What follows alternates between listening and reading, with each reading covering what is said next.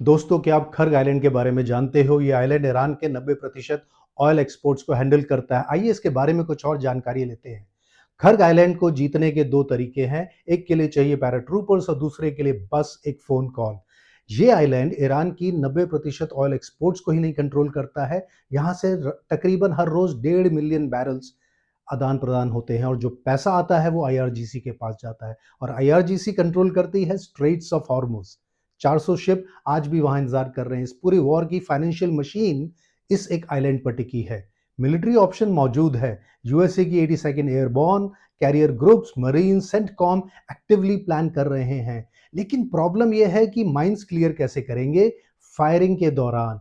21 mile cross कैसे करोगे जो एनिमी ने 40 साल में माइन से फोर्टिफाई किया है। और जब 140 मिसाइल लॉन्चर्स हर मूविंग शिप को ट्रैक कर रहे हो तो ये हरकत बहुत खतरनाक हो सकती है। और नोटिस करो, जो ऑयल टर्मिनल्स को अभी तक टच नहीं किया गया है उनको क्या करना है। एक इंपॉर्टेंट चीज ध्यान रखने वाली है, जिसे कैप्चर करना होता है उसे डिस्ट्रॉय नहीं करते। अब आप कहेंगे कि विकल्प क्या है?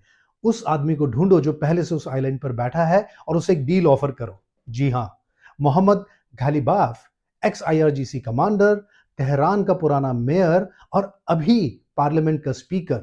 जब ईरान की लीडरशिप का खात्मा हो रहा था तो गालिबाफ खर्ग आइलैंड पर था और वो कहीं भागा नहीं और यही बात मैटर करती है।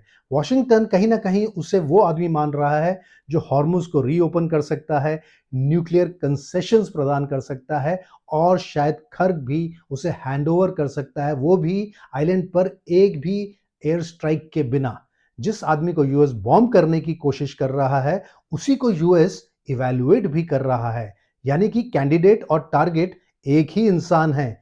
ये दो पैरेलल ट्रैक्स नहीं है बल्कि एक असेट के लिए दो कंपीटिंग बिड्स हैं। बोली लगाई जा रही है जितने मिसाइल्स बर्बाद होंगे आईडीएफ के द्वारा कालिबाफ की टर्म एक्सेप्ट करने का रीजन उतना बढ़ेगा। जितने दिन टॉल बूथ चलेगा वॉशिंगटन का युद्ध से खर्ग आइलैंड को जीतने का टेम्पटेशन उतना ही बढ़ेगा।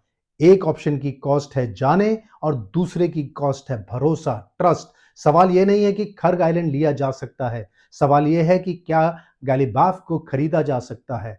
हिस्ट्री के सबसे बड़े स्टेट्समैन वो नहीं थे जिन्होंने वॉर जीते, परंतु वो थे जिन्होंने देखा कि ये वॉर होनी ही नहीं चाहिए और उनमें वो दमखम था कि वो उस कॉल को ले सके। पावर सिर्फ मिलिट्री नहीं होती, कूटनीति का भी इस्तेमाल करना चाहिए। शनिवार सिर्फ 4 दिन दूर है, बोलियां लग चुकी हैं। इस खर्ग आइलैंड को दोस्तों वॉच करो क्योंकि यहां से आने वाले